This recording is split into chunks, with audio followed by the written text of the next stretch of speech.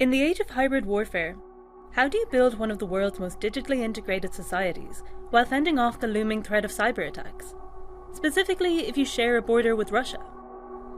Estonia was occupied by the Soviet Union for over 50 years, up until 1991. And as it rebuilt its nation, it embraced digitization. There was a short opportunity window when Russia was going to, by our estimates, the right direction. And then we used this opportunity window to join all the possible clubs that we could, which is NATO, which is European Union. Being in the geographical location where we are, you have two choices, either to be with the West, to be with Europe, or to be with Russia. But in cyberspace, Estonia has never stopped being vulnerable to its powerful neighbour. And the small country of just 1.3 million people has learned to protect itself the hard way. Estonia in 2007 was the first country in the world to experience a sort of wide-ranging cyber attack as part of a broader attack from one country to another. That's when we kind of realized that, okay, we need to do a lot to protect this ecosystem here, and ever since we've been investing. Estonian online bank services, government communications and media outlets were targeted. Факты доказывают, что покушения идут, в частности, с России, и также идут с кремлевских адресов, идут с IP-адресов российских властей. The Kremlin denied the allegations, but the attack followed weeks of tension among ethnic Russians in Estonia after authorities removed a Soviet war monument from downtown Tallinn, triggering the worst riots since Estonia gained independence. It has been called by many experts Web War 1.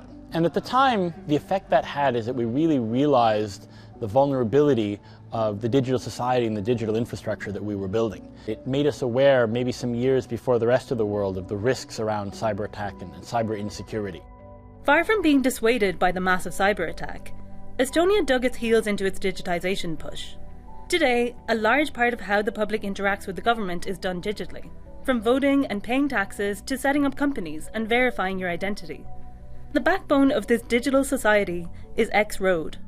It's a technology which basically acts like a distributed government information system, which binds together different databases, different organizations, that provides this kind of resilience. If something happens to one part of the system, there is another part of the system that takes it over. Everything is backed up into various locations that you don't have a single point of failure. That's been the kind of underlying principle for designing the Estonian e-government system. There was a time when cyber warfare was not talked about out in the open, but the war in Ukraine has thrust hybrid warfare into the spotlight. По сути, против России развязана настоящая агрессия, война в информационном пространстве. Prior to the Ukraine conflict, people were just talking about, cybercrime, ransomware attacks, but they weren't talking that much about, cyber war and cyber conflict, but it's now out in the open. I think Ukraine war will teach us a lot about how to build an e-government. Cybernetica has been working with Ukrainians for the last 4 years. We have also implemented this distributed interoperability solution for the Ukrainian government, and we have really learned how this ecosystem has survived the physical attacks, but also the cyber attacks. Another group holding Estonia's digital front line is the Estonian Cyber Defence League, a unit of volunteer cyber defenders that was set up a decade ago to help the government face down cyber threats following the 2007 attack. We I think, had the fairly obvious realization that if a large part of the security risks to the country today come from cyberspace, and if a lot of the talent and the ability to deal with those risks is not in government, it's in the private sector, it's individuals in academia and elsewhere, well then of course we should have a way for those volunteers to be able to contribute to our national security in cyberspace the way they do in the physical world. So that's how Estonia is defending itself in cyberspace. But what about its offensive capabilities? Meaning its own ability to launch a cyber attack on a hostile actor. Well, hybrid warfare might be out in the open, but when asked about Estonian cyber offensive capabilities, officials are much more tight-lipped. I'm just trying to look in my head what I can tell, because this is a very difficult position I hear things in the secret rooms that I can't talk about. I can't say we don't, and I can't say we do. But I would answer so that if we do, we are not talking about this.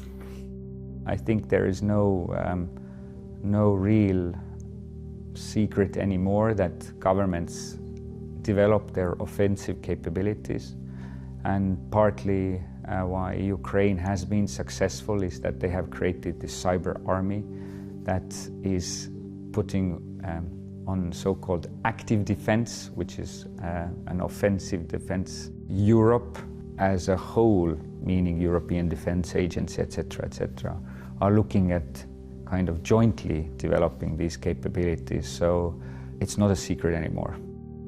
Given its history, Estonia will be keeping a close eye on Russia's cyber activities, both in Ukraine and beyond. But officials in the country say the West in general needs to be ready for more cyber threats from Russia. I think it's very important to realize that the threat and the risk level in cyberspace as a result of the sanctions and the actions that we have appropriately all taken collectively against Russia does mean that they may attempt types of attacks that they haven't previously attempted against various kinds of essential infrastructure in Europe or more broadly the rest of the world.